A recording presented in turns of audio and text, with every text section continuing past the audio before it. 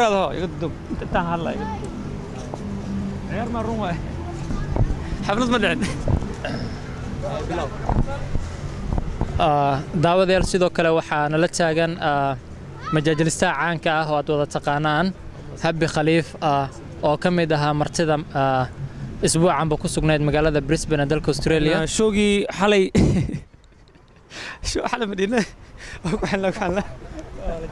showgii xalay si fiican buu ku dhacay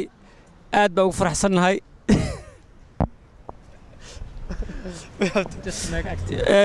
show babisha kor laga soo daa